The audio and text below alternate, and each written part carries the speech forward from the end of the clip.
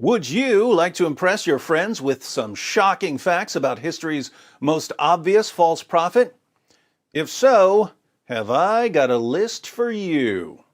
YouTube's new and improved, more Sharia-compliant terms of service go into effect today, and what better way to celebrate than by wreaking a little historical havoc on the trust and safety team's favorite pet prophet.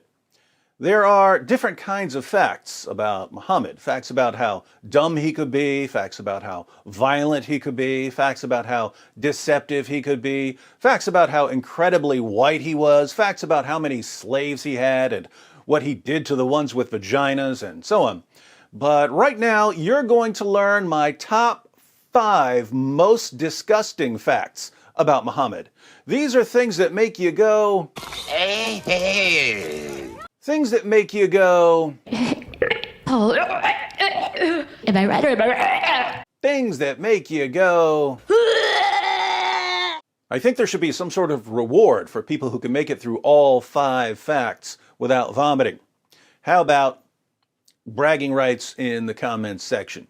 Side note to the Muslims who are watching, I would love to see you explain fact number 1. Just remember, if you get mad, you're not getting mad at me, you're getting mad at the facts, all of which will be proven directly from your most trusted sources. So, defend your prophet, if you're able. Now, 4 out of the 5 nauseating facts you're about to ponder are unknown to almost everyone, especially to Muslims. Only one of them is slowly becoming common knowledge. This means that if you share these facts with your Muslim friends, 4 out of 5 of these facts will be almost completely new information to them. I would have liked to have this entire video be unfamiliar facts about Muhammad, but as much as I wanted to shine a light on Muhammad's secret pile of dirty laundry, I couldn't leave one somewhat well-known fact off the list. So let's go ahead and start with the one fact on my list that lots of Muslims and non-Muslims have heard about in the past decade or so. The number 5 most disgusting fact about Muhammad is Muhammad had sex with a prepubescent 9-year-old girl. We've been through the passages on Muhammad's relationship with Aisha 100 times, but just in case someone recently arrived here from the Andromeda Galaxy, let's read one. Sahih al-Bukhari, 5133. Narrated Aisha that the Prophet wrote the marriage contract with her when she was 6 years old, and he consummated his marriage when she was 9 years old, and then she remained with him for 9 years, i.e. till his death. The Muslim sources report that Aisha was playing on a swing when some women came to get her and take her to her husband. She was carrying her dolls as they led her to Muhammad's house, and we know how things must have unfolded once she got to his house. Clearly, he laid her down, took away her dolls, climbed on top of her, and forced his penis inside her. She didn't understand what was happening because no one bothered to tell her about sex. Frightened and confused, she cried because of the pain and bled all over her prophet's bed, but she tried to remain quiet out of respect for her new husband, who, in return, was endangering her life. Muhammad was more than 50 years old when he forced his penis inside his prepubescent 9-year-old child bride. But don't let that keep you from believing that he is, according to Surah 33, verse 21 of the Quran, a beautiful pattern of conduct. Glad we could get that one out of the way. Now for some fun. The number 4 most disgusting fact about Muhammad: Muhammad encouraged his followers to suck on each other's fingers. Islam is the only religion I'm aware of that promotes finger sucking. Sahih al-Bukhari, 5456. Narrated Ibn Abbas, the Prophet said, "When you eat, do not wipe your hands till you have licked it or had it licked by somebody else." Sahih Muslim, 5294. It was narrated that Ibn Abbas said, "The Messenger of Allah said, when one of you eats some food, let him not wipe his hand until he has licked it or had it licked." Why did Muhammad want his followers to lick their fingers and to lick each other's fingers? He tells us, Sahih Muslim 5300, It was narrated from Jabir that the Prophet enjoined licking one's fingers and wiping the plate, and he said, "You do not know in which part the blessing is." Muhammad goes through this in other passages. Long story short, Allah hides a blessing somewhere in your food, but you don't know where the blessing is hidden, so you should lick your fingers. If you want someone else to have the blessing, you tell him to lick your fingers. You'll be doing him a favor. You definitely don't want to simply wipe your hands on a napkin, because then the blessing will be on the napkin and Satan will steal it. Now, if you don't know much about how germs spread and why it's a bad idea to be sucking on other people's fingers, no worries. I promise you that by the time we get through fact number 2 and fact number 1, you'll understand perfectly why you should never, ever suck on another man's fingers. But before that, we have the number 3 most disgusting fact about Muhammad. Muhammad swapped spit with little boys. In Bukhari's Al-Adab al-Mufrad, 1183, we read, "It is related that Abu Huraira said, 'I never saw Al-Hasan without my eyes overflowing with tears. That is because the Prophet, may Allah bless him and grant him peace, went out one day and I found him in the mosque. He took my hand and I went along with him. He did not speak to me until we reached the market of Banu Kainuka. He walked around it and looked. Then he left and I left with him until we reached the mosque.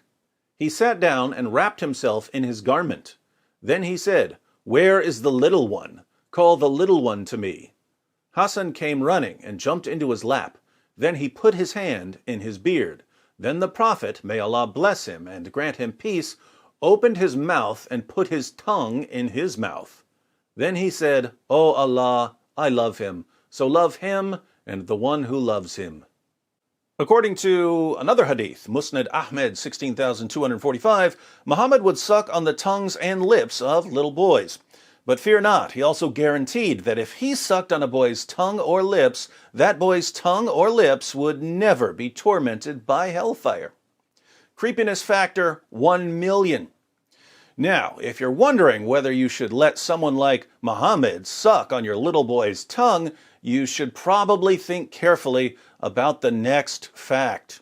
The number 2 most disgusting fact about Muhammad: Muhammad would have sex with 9 women and girls, but only take 1 bath. Sahih al-Bukhari, 5068. Narrated Anas, the Prophet used to go round, have sexual relations with all his wives in one night, and he had 9 wives. Sahih al-Bukhari, 5215. Narrated Anas bin Malik, the Prophet used to pass by, have sexual relation with all his wives in one night, and at that time he had 9 wives. So we're clear on the sex with 9 women and girls part, but check out the chapter heading of this hadith. Whoever had sexual intercourse with all his wives and then took 1 bath only. The Prophet Muhammad, history's greatest man, would have sex with 9 women and girls in one night in Medina, the armpit of Arabia, a city with an average high temperature of 109 degrees in the summer, but would only take 1 bath. Can you think of a problem? It's the smell. Back to an earlier point, let me ask the Muslims here. Suppose you were a companion of Muhammad. Think about being in this scenario. One day, your prophet is having one of his sexathons, but he needs a little energy boost between wife number 5 and wife number 6. So he runs to the nearest food stand for some fresh hummus. Keep in mind, he's not taking a bath until he finishes all 9 rounds. He starts dipping some pita bread in hummus, but he gets hummus all over his fingers. He turns to you and says, "I'd like to give you a blessing. Lick my fingers clean." What do? Before you answer, there's one more fact on our list. The number 1 most disgusting fact about Muhammad: Muhammad was constantly covered in semen. Yeah, I said it. But don't trust me, trust his child bride, Aisha. Sahih al-Bukhari 232 narrated Aisha, I used to wash the semen off the clothes of the Prophet, and even then I used to notice one or more spots on them. Sahih Muslim 669. It was narrated that Aisha said concerning semen, I used to scratch it from the garment of the Messenger of Allah. Sunan Ibn Majah 537. It was narrated that Aisha said, I often scraped it, semen, from the garment of the Messenger of Allah with my hand. Aisha, the semen-scraping prepubescent child bride. In Islam, she's called the mother of the faithful. Sahih al-Bukhari 230. Narrated Sulaiman bin Yasser, I asked Aisha about the clothes soiled with semen. She replied, I used to wash it off the clothes of Allah's messenger, and he would go for the salat, prayer, while water spots were still visible. Muslims of the world, why was your prophet always covered in semen? Let me give you the benefit of the doubt and assume that it was his semen.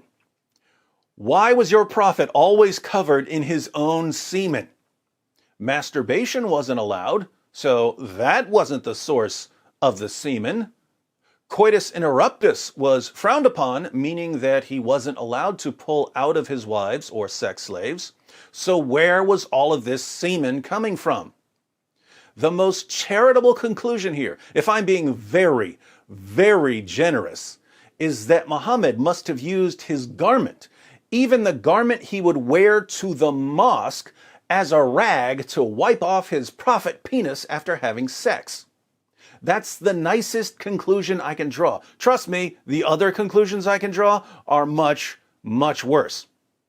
Being as charitable as possible, because I'm a charitable kind of guy, I can only conclude that your prophet would have sex with 9 women and girls in a single night, use his own clothes to wipe off his private parts and possibly his wives' private parts after each round, take 1 bath after the entire 9 rounds, and not wash his clothes.